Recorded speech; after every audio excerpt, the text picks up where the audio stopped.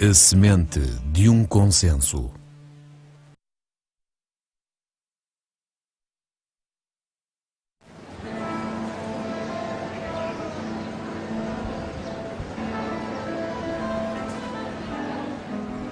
Em Cádiz, entre 1810 e 1812, discute se é aprovada a primeira Constituição Espanhola, conhecida popularmente como La Pepa, provavelmente porque o seu texto definitivo foi votado a 19 de março, dia de São José. Na cidade andaluça estavam presentes as condições para a instituição de uma Constituição e para que, além disso, esta tivesse um cariz claramente liberal. Por um lado, Cádiz não estava ocupada pelas tropas francesas presentes em Espanha desde 1807. Na cidade existia uma regência que tentava organizar política e militarmente a resistência contra um invasor. Por outro lado, tinha-se desenvolvido na cidade uma burguesia dinâmica, muito diferente da do resto de Espanha, que tinha feito do comércio com a América e dos seus contactos com a Europa a razão de ser da sua existência. As Cortes Gerais tinham sido convocadas pela regência e reuniram-se pela primeira vez a 24 de setembro de 1810, no Teatro de Comédia da ilha vizinha de Leão e não em Cádiz. Esta tela de José Casado recria o juramento dos primeiros deputados nas Cortes. Os cerca de 100 deputados que assistem à primeira sessão já se dividem em dois blocos distintos, liberais e conservadores. 1812, como sabemos, baseia-se em grande parte nos valores do Iluminismo.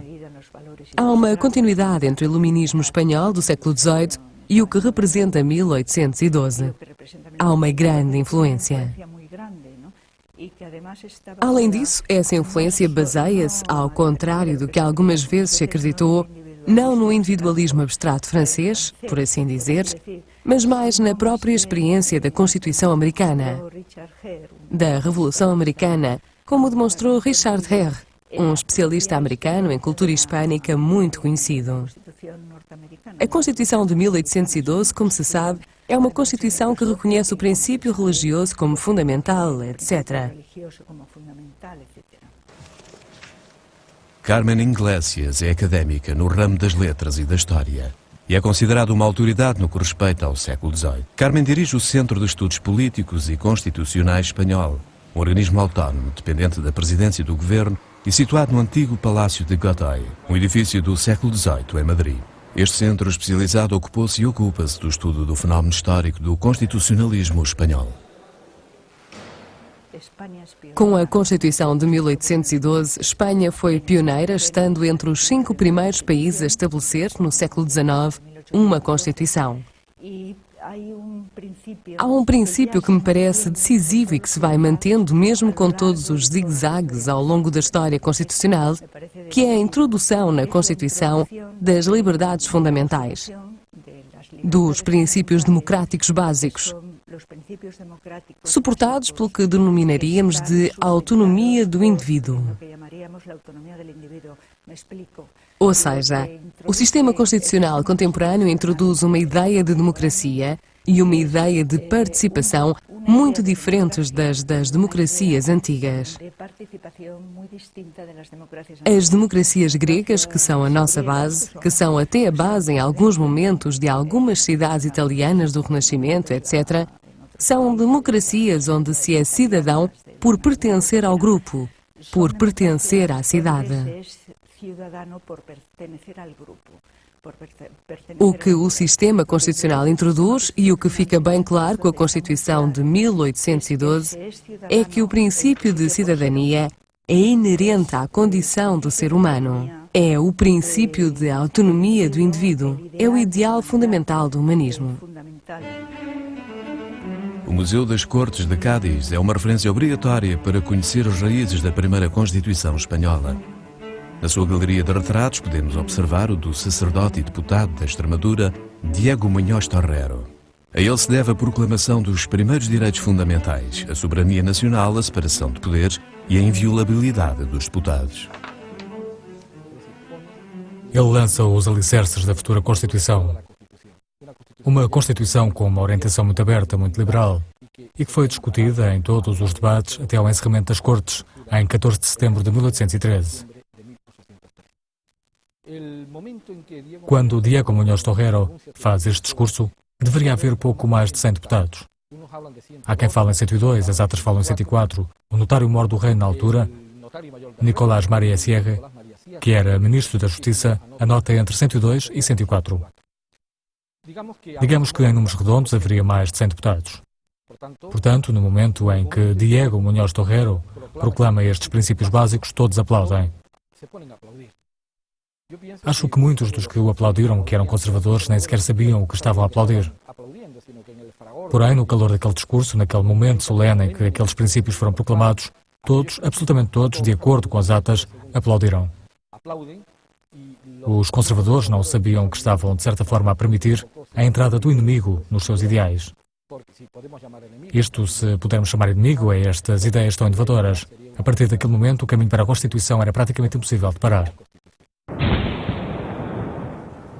O Museu das Cortes exibe também telas com cenas de batalhas da Guerra da Independência. São pinturas que retratam os momentos dramáticos do exército espanhol durante a retirada para o sul da Andaluzia.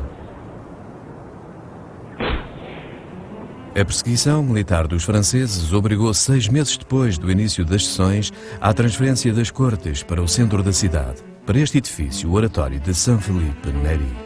A sua estrutura ovalada acolheu acalorados debates entre liberais e conservadores. A abolição da Inquisição e a limitação do poder da Igreja, o direito à educação e principalmente a liberdade de imprensa provocaram fortes controvérsias e até problemas na ordem pública.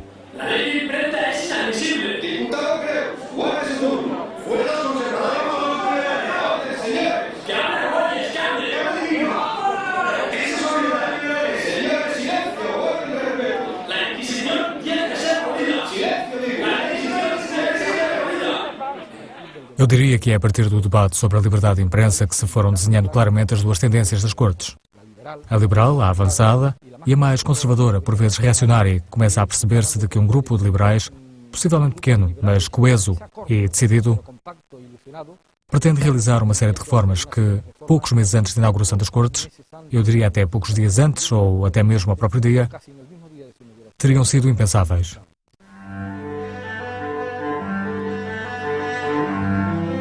Esta pintura de Francisco de Goya, intitulada Espanha, o Tempo e a História, é uma alegoria à Constituição de 1812. Goya, um progressista liberal, representa a Espanha tirada das trevas pelas asas distendidas do tempo, uma figura masculina situada à sua esquerda. A jovem de branco, que representa a Espanha, tem na mão direita uma Constituição e na mão esquerda um cetro. Esta disposição de objetos é interpretada como a supremacia do texto constitucional sobre a monarquia. Aos seus pés, a história escreve a ata do acontecimento, nua como a verdade, enquanto pisa os textos, tratados e decretos da época anterior. Este quadro pertence ao Museu Nacional de Estocolmo. Por seu lado, o Museu das Cortes de Cádiz exibe uma enorme tela do Salvador de Viniegra, que representa a promulgação da Constituição de 1812, no exterior do Oratório de São Felipe Neri, um espaço que ainda hoje existe. Há muitos historiadores que dizem que a Constituição de 1812 foi uma Constituição muito utópica. De certa forma, pode ser considerada utópica se considerarmos o grande paradoxo com a realidade. Aquela Constituição proclamava a soberania nacional, a divisão de poderes e faz uma primeira tentativa para que em todas as aldeias houvesse uma escola primária.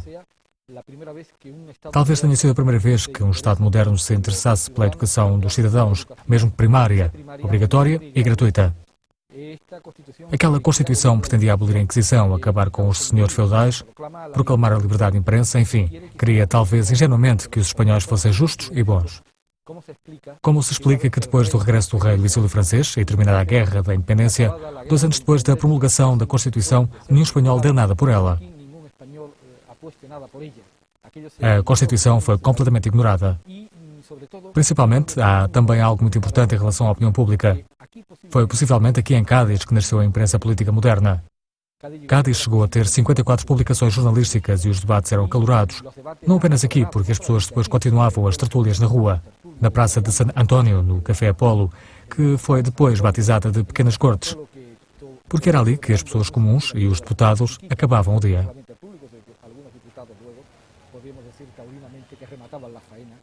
Os assuntos eram debatidos nas tertúlias dos cafés e até em tertúlias privadas, muitas delas perfeitamente documentadas.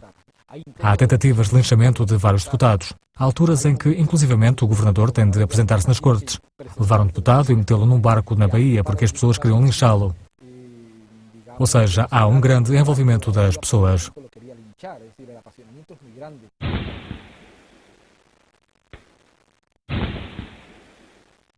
Na altura, Cádiz era uma autêntica fortaleza marítima que suportava o bloqueio naval e os tiros de canhão dos franceses.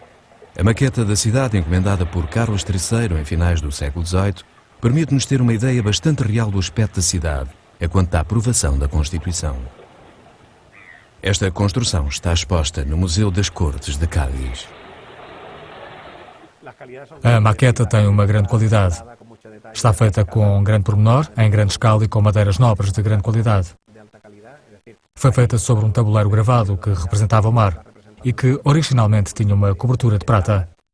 Depois temos a representação de todo o casario em faia, com a cobertura em madeira de acaju.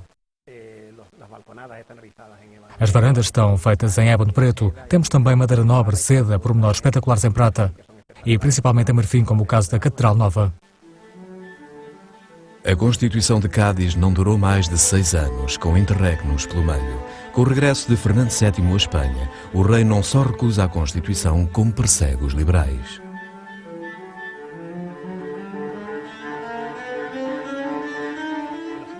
No entanto, é curioso que no século XIX, embora Cádiz comece a perder importância comercial, continua a ganhar importância política desde a realização das Cortes.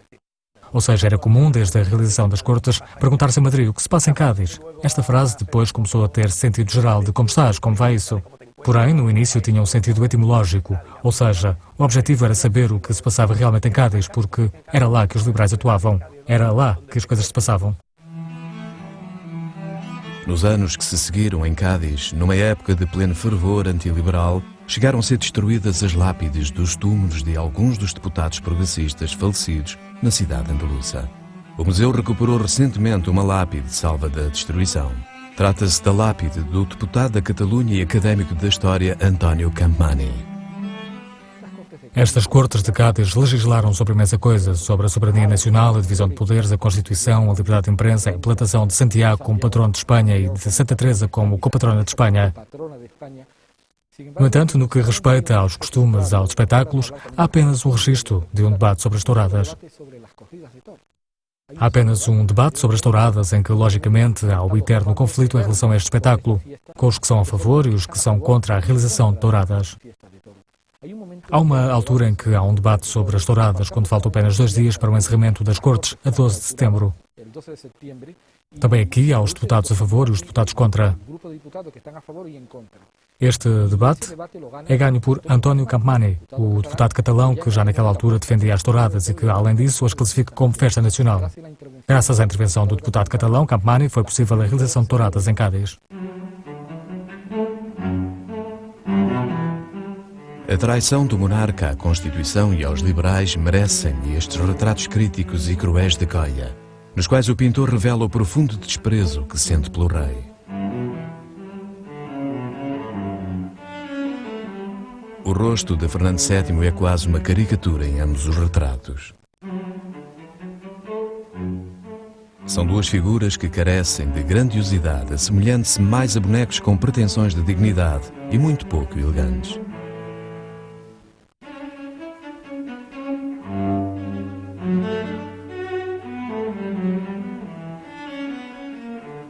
As condecorações e as joias, com alguma petulância, pendem das suas vestes, parecem mais sucata do que símbolos ou objetos de valor. A Constituição de Cádiz tinha limitado o poder dos reis, abolido os senhores feudais e estabelecido a eleição livre nos municípios. A partir daí, a luta política em Espanha passa a estar vinculada a essa instabilidade constitucional. É esse pêndulo que, por vezes, confere plenos poderes ao rei e outras vezes cria uma limitação de poder. Uma questão fundamental que está vinculada aos princípios democráticos. Como se articula então essa limitação de poder? Como se articula a separação de poderes? Esse é um dos temas fundamentais das 6 constituições promulgadas no século XIX. É um dos problemas que oscilam consoante quem está no poder. O teor das constituições que se seguiram a este texto liberal histórico de 1812 reflete a alternância de poder entre as duas correntes políticas, liberais e conservadores em conflito permanente relativamente à restrição ou ampliação dos direitos fundamentais e das limitações de poderes. Quando há constituições progressistas, como a de 1837, 1877 ou 1879, é evidente a separação de poderes e a ampliação dos poderes fundamentais. Quando se trata de constituições mais conservadoras, e não estamos a falar do Estatuto Real de 1884, que é uma coisa à parte, visto ter sido implantado pelo rei, enquanto que as outras constituições, com mais ou menos restrições, são constituições de caráter liberal. As constituições de 1845 e principalmente a de 1876 são constituições onde há já um certo reconhecimento, embora com caráter conservador.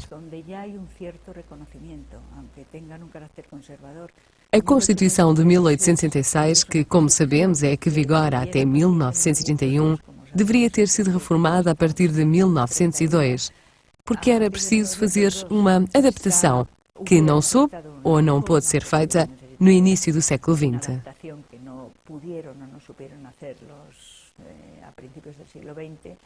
Mas, em 1876, funciona de forma bastante eficaz. E não podemos esquecer que é fruto de um consenso. Cánovas e Sagasta chegaram a acordo em relação à alternância de poder, outra das questões fundamentais para uma democracia e para um regime liberal democrático. Sagasta era um revolucionário que fora já por 2 vezes condenado à morte e que estava exilado.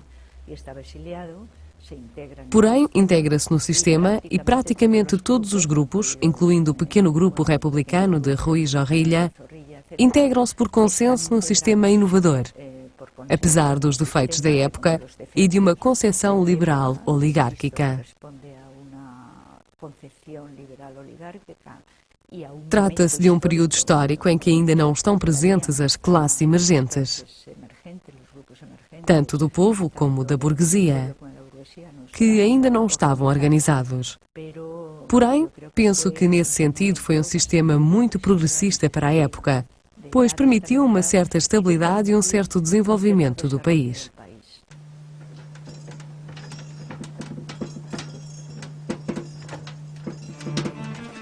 Arquivo histórico do Congresso dos Deputados. A história da rivalidade entre as duas Espanhas pode ser encontrada nestes arquivos, situados nas caves do Congresso. Aqui estão guardados todos os documentos resultantes das Cortes Espanholas desde 1808. Mateo Maciá é o diretor do arquivo. Para termos uma ideia, o arquivo tem aqui, na sede, cerca de 11 km de estantes. A parte histórica não ocupa mais de 1 km. A parte, a partir do ano de 1877, ocupa 10 km. Ou seja, com a informática e as fotocopiadoras, a multiplicação de documentos é incrível. Podemos talvez falar em 500 000 de documentos.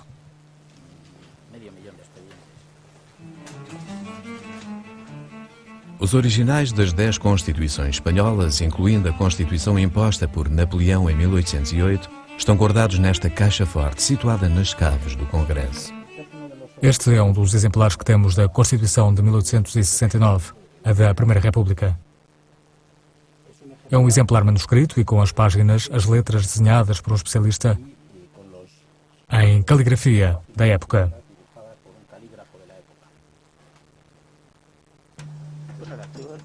O Arquivo do Parlamento é uma instituição que esteve ligada às cortes desde as cortes de Cádiz. Quando se criou o sistema político em Espanha, o sistema político constitucional, em princípios do século XIX, as cortes decidem que querem conservar elas mesmas os seus documentos em vez de entregá-los aos arquivos do Estado. É por isso que todo o arquivo parlamentar espanhol dos séculos XIX e XX está aqui na totalidade.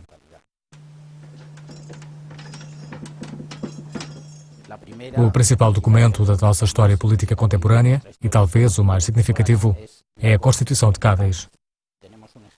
Temos um exemplar manuscrito, que está guardado nesta bolsa, onde, para além do texto manuscrito e das assinaturas dos secretários, temos, no fim, as assinaturas originais dos deputados que participaram na elaboração da Constituição de Cádiz. Temos os deputados por Veracruz, os deputados pela Galiza, por Porto Rico, por São Salvador, com assinaturas da época e que representam, como se dizia na própria Constituição, a Espanha dos dois hemisférios. Essa seria a última vez. Temos também um exemplar impresso desta Constituição numa encarnação de luxo e que pertenceu possivelmente ao rei Fernando VII, dado o anagrama que tem na capa. Não temos nenhum exemplar do chamado Estatuto Real, mas temos um exemplar da Constituição de 1937, numa edição com rebordos dourados e com uma encadernação denominada tipo catedral, com gravações em pele perfeitamente conservada.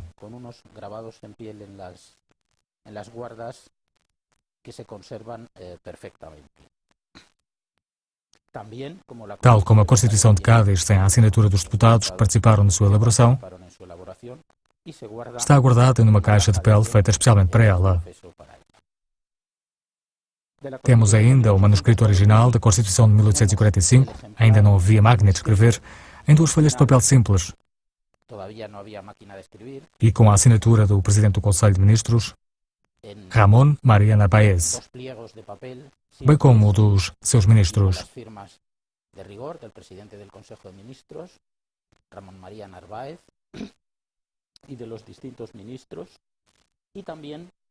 Temos também um exemplar encadernado em veludo, que é a edição impressa da mesma Constituição.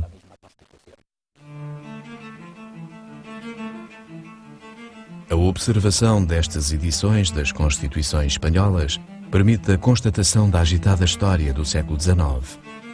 Uma instabilidade constitucional que, como um pêndulo, limita ou amplia os direitos fundamentais, articula a separação de poderes ou entrega-os plenamente ao rei, um fenómeno que não é exclusivo de Espanha.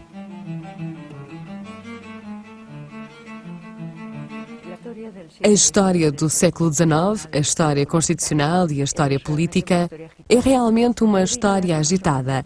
Eu diria que não só em Espanha. Por exemplo, em França essa agitação é evidente. Em Inglaterra também. Assim como em muitos outros países europeus, porque o ajuste é muito difícil. É muito difícil acabar com algumas das instituições e das práticas do antigo regime e implantar um sistema liberal. Não podemos falar na implantação de um sistema democrático porque não podemos esquecer que no século XIX, em quase todos os países, incluindo a Inglaterra, predominava um regime que chamaríamos de liberal oligárquico.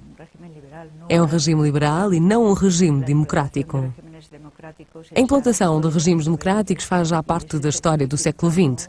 É a passagem difícil de uma oligarquia liberal e de burguesias poderosas em toda a Europa que eram otimistas, que acreditavam no progresso e que acreditavam pertencer ao melhor dos mundos, para um sistema em que era preciso dar lugar às novas classes emergentes que até então não tinham tido voz ativa. A passagem para um sistema democrático é sempre muito conflituosa e, logicamente, há um choque de muitos interesses. Há guerras e revoluções, como sabemos, para se poder chegar a um ponto intermédio entre esses interesses e à participação de todos os cidadãos. Com a Constituição de 1978, realizada ao abrigo do consenso das duas principais correntes políticas, pôs um ponto final em mais de um século de confrontos. Desta forma, a atual Constituição espanhola transformou-se na mais estável e democrática das 9 que presidiram à história moderna de Espanha.